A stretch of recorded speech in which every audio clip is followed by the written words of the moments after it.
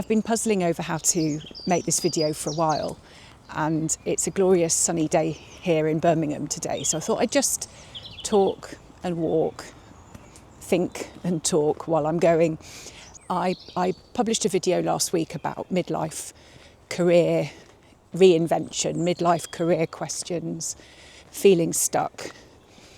And I wanted to, I guess, bring you along with me in my own journey on this stuff, because what I tend to do in the videos is do a lot of teaching moments. I try to talk about ways of thinking that you can use to help yourself when you're stuck. And so many people respond, and I've had a lot of contacts actually from people wanting to work with me on a one-to-one basis and talk about this stuff. So it clearly resonates. And I truly believe that it's never too late to start again. I've been at multiple crossroads in my life. I've been made redundant twice, and I've changed jobs. Well, I've left jobs without new jobs to go to. I've taken lots of calculated and less calculated risks over the years. And so it's all of that that's really inspired me. And a year ago or so, pretty much geographically where I am now, in this beautiful nature reserve in South Birmingham, Kings Norton Nature Reserve, I was here and I was miserable and I was lost, and I really didn't know what next. I'm 57 now. I will be 58 next year. So there's this sense that firstly you should have everything figured out. Everybody seems like their career is going perfectly, and it's never really been like that for me. So, and it really wasn't this time last year, and things had got really bad. So I took a step back. And I had some therapy, which really, really helped me figure things out. And I started to do the things I talk about on the channel, to do different things, think about different things, talk to different people, and also reflect, look back over my career, exactly what I talked about in the midlife career crossroads video last week. I took a really good long look at times in my career when I felt really happy, fulfilled, stretched, motivated. I thought about who I'd been working with, what I'd been working on, and some of the themes that were in common with those times. And out of the fog gradually came a path forward. And I've literally just walked over a dead rat, so apologies if my face went a bit weird there, I nearly fainted.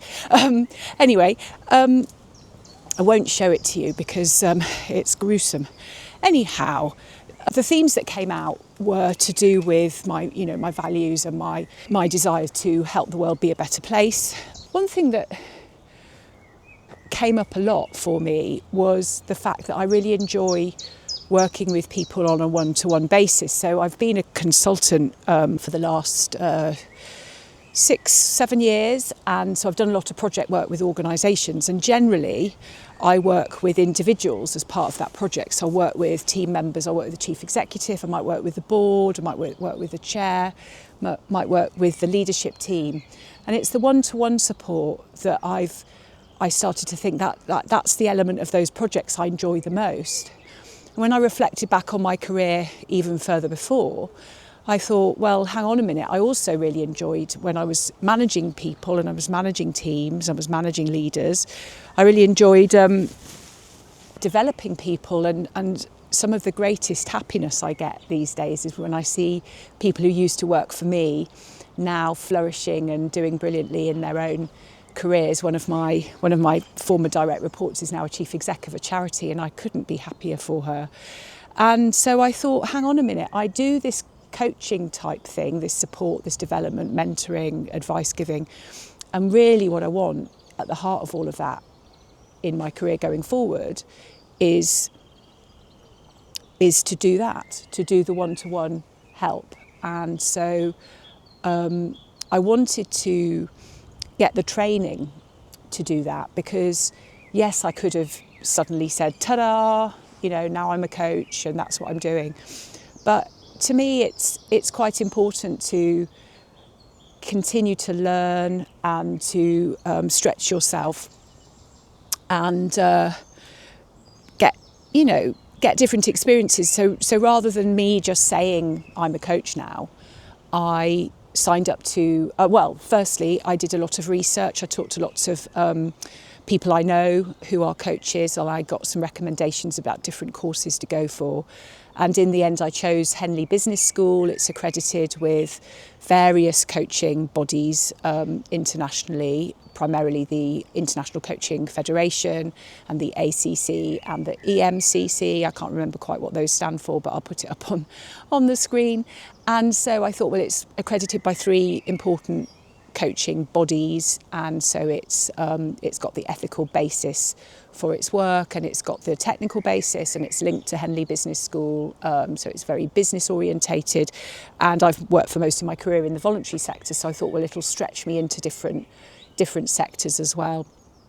So I started that course in October last year, and in parallel with that, I started making content, and I started thinking hard about this idea of creating more than you consume, which, if I think about my values, that really resonates. And I've always been interested in making films and taking photos, and so I also started teaching myself editing. So this was pretty much exactly 12 months ago, and as part of my thinking about different potential careers, I was watching lots of YouTube videos, and finally in end of June last year, I set up my channel and started publishing films about these topics, about people wanting to be, about how to be happy at work, about how to be fulfilled, about how to find your purpose, how to build your confidence. I thought about all the people I've ever worked with and the kind of themes that come up again and again with leaders as in their careers, and particularly for people in midlife, when you've got ageing parents that you're caring for, and you're maybe caring for a family, and you've got more responsibility at work, so you have all these different pressures going on. So that's where the sort of inspiration for the channel came from. And as I started making films about work-life issues and how to deal with them, themes about bullying, toxic workplaces, gaslighting and so on came up as well. So that's where all of that has come from. And so I'm really pleased to say that I'm now a long way ahead in my coaching qualification. I'm doing all my practical work. I have to submit some written work as well, and some recorded transcripts that are marked up to show that I know all the competencies of coaching. And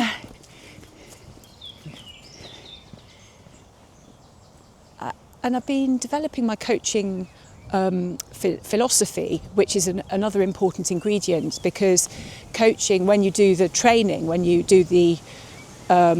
training with an ethical basis, and you learn about all the different sort of strands of thinking that have gone into creating modern coaching, you think about, well, what kind of person am I? You think about what kind of person am I, which will indicate what kind of coach you will be. And I've always been a person who deeply cares about other people, and I deeply care about my coaching clients. But I have to be careful with that, because I'm not there to necessarily solve their problems. The idea very much is that the answers are within them, that that your client is the expert in their own life. You're not the expert. You're a partnership of equals.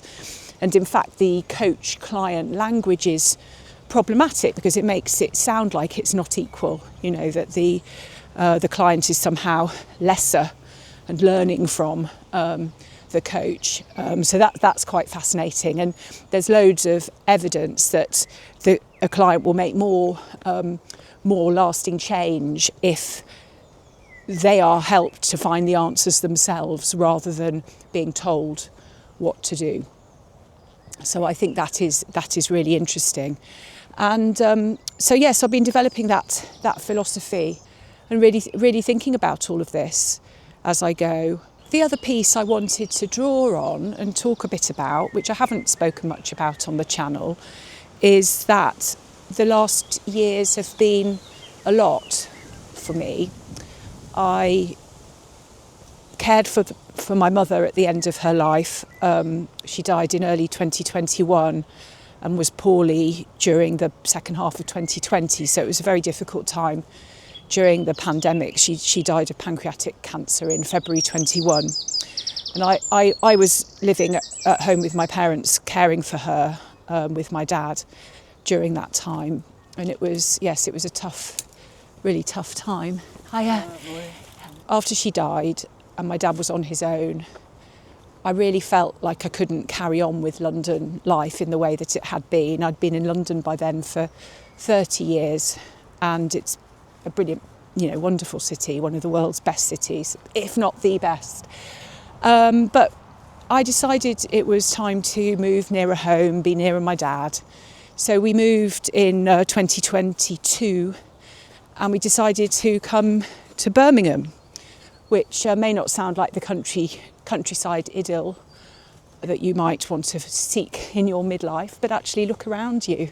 This is a beautiful part of the world, and Birmingham is another of the world's great cities, the birthplace of the Industrial Revolution, the city of 1,000 trades. And I'm proud to be I'm proud to have come from the West Midlands. I was born in Coventry, and my parents lived near Coventry and then in Warwickshire, and that's where I grew up. So I wanted to talk a bit about my life outside YouTube, my life outside work, bring a bit of the human into the story. I don't always want to be sitting in my office at home making very structured content, which is what I've been doing. I want to bring some of my creativity to things and show you what life can be like, even when you've been through some utterly rubbish times. I've had some real down times in my career. I've been treated badly sometimes by some bosses, and life's dealt me a few rough cards. My mum's death was really tough, and many years before that my brother died when he was a teenager and I was 21. So, and I don't feel like I have to hold back from talking about these things. I like to share them because I like to help people know that you can be happy even if really rubbish things happen and really difficult obstacles are thrown in your way. You can be happy, and also from a career point of view, you can reinvent yourself. I've had I don't know how many careers really. I mean, if you've been watching my videos for a while, you're probably like, how on earth is this woman talking about yet another career crossroads or yet another thing? And it's true. I honestly have had lots of different career experiences, for better and worse. And you've been working, as my first job was in 1983, working at Don Miller's Hot Bread Kitchen in Coventry Precinct, in the heart of Coventry City. So, and then I worked behind the bar. My dad had a pub, and then I went to university, and then I went to work for American Express, and I went to work for MoneyGram International, and then into the voluntary sector. So when you've done all these things, you're going to have all these different experiences to draw from. And I honestly want to help share my experiences to help my viewers and you, because you ask me brilliant questions about, and you share the difficult things you're going through. And it's, yes, I really enjoy making the videos. So come along for the ride, subscribe if you don't already. I've forgotten to say who the hell I am. I'm Lucy, and my channel's called Lucy on Life. I make videos every week. Have some views of sunny Birmingham on a Wednesday in April.